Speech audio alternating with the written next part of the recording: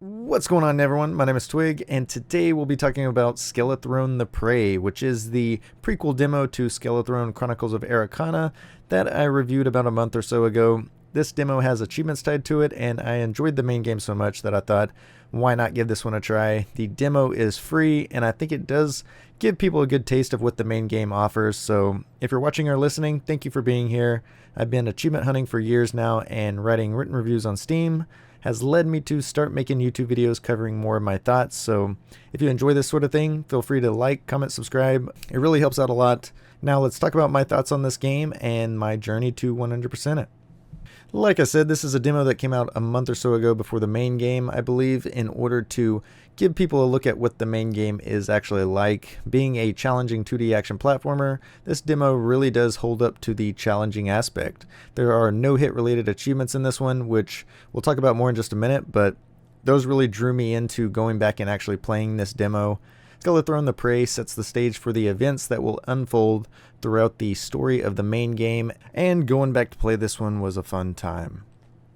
The story takes place a few decades before the events of the main game's campaign. You assume the role of Ericona, who is a lord that escaped persecution and is now trying to get to the borders of the neighboring kingdom to resist the tyranny of Queen Aurora. You're being pursued by an imminent threat, so you'll have to hone your skills in order to overcome all of the obstacles and difficulties that lie in your path. I won't spoil the end of the demo, but I will say the place where it ends is right where the main game begins. If you haven't seen my review after 100% of the main game, definitely go give it a watch as I dive way deeper into Skelethrone's core combat, story, and gameplay. If you're new to this game, this is a Metroidvania style platformer with influence from games like Castlevania and Dark Souls.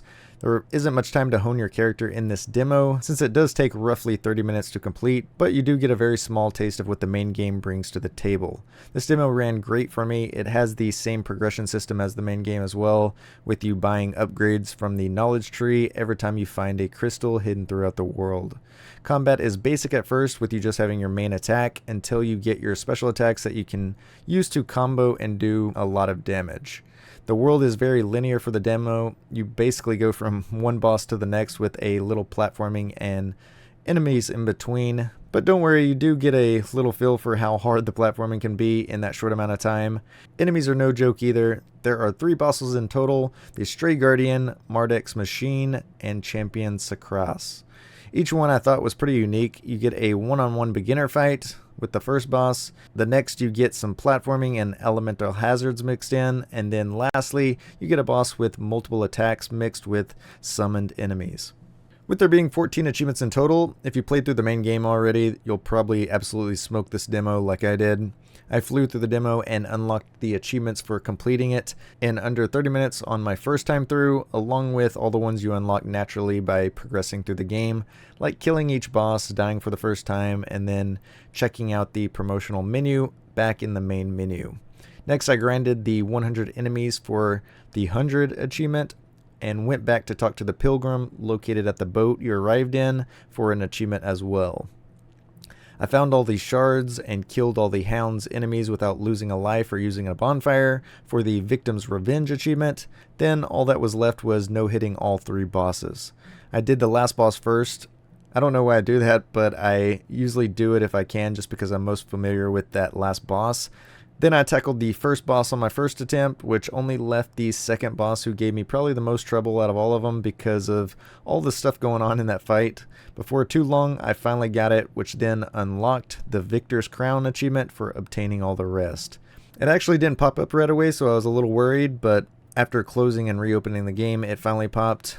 All in all, it took me roughly a little under 2 hours or so to complete this one. I'm a sucker for no-hit achievements in these Metroidvania style games. I've been recommended a ton of other titles that I need to try out when I get some free time.